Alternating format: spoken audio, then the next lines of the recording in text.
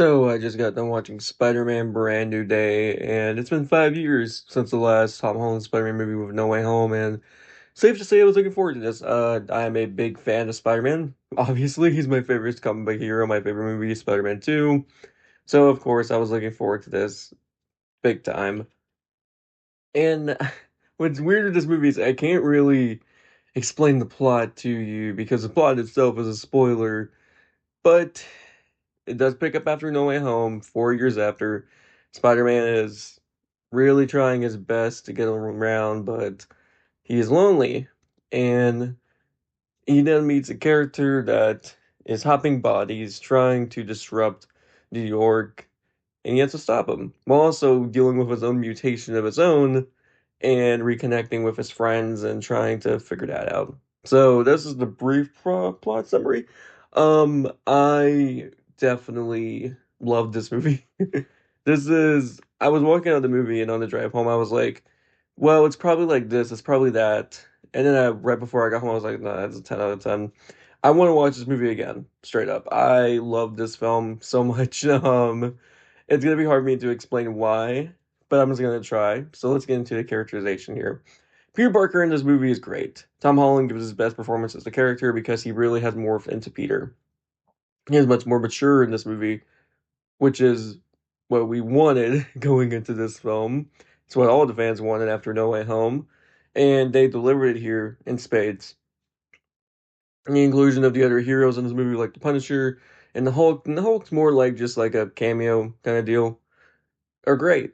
Peter's relationship with the Punisher is what I've been wanting from Spider-Man forever because that's how Spider-Man interacts with other heroes typically, and especially with the Punisher. But their relationship was really good and it was really fleshed out. And I was a little worried that they putting him in the movie would have been not great because he had the home trilogy. Every movie had a big Marvel character in it. This one, it felt natural because this is a more street level story, and I'm very grateful it is. Because after the home trilogy, I really wanted something more street level. And we got it with this movie, and I was really happy about that.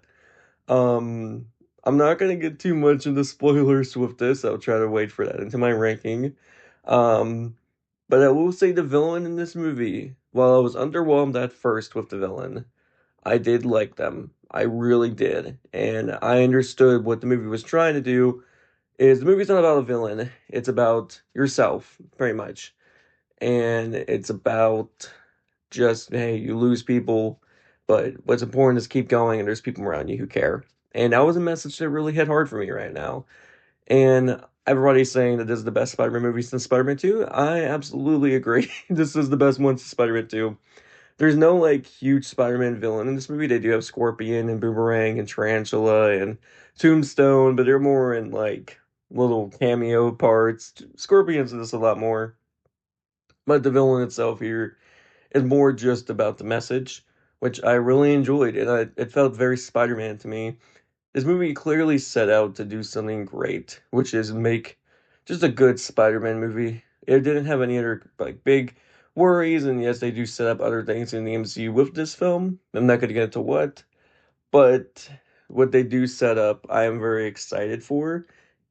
And it doesn't feel too like heavy-handed because this movie is definitely focused on Peter Parker and Spider-Man. And while some people are gonna be more like, well, they're not gonna like the stuff with the mutations and the transformations, but I really enjoyed it because it fit within the message of the movie. And the action here is great. I mean, you got the guy who made Shang-Chi making this movie, and it's really fun. There's a really good opening montage in the beginning of this film that reminded me straight out of Spider-Man PS4. And the soundtrack here is really good too, and CGI actually great because that's one of the biggest complaints about the other trilogy was the CGI just wasn't up to par. Here it's just amazing, if I'm being honest with you.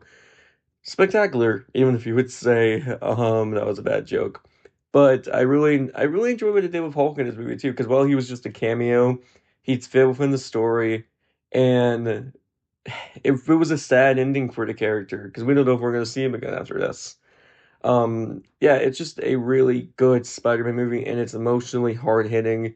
Its message is very good.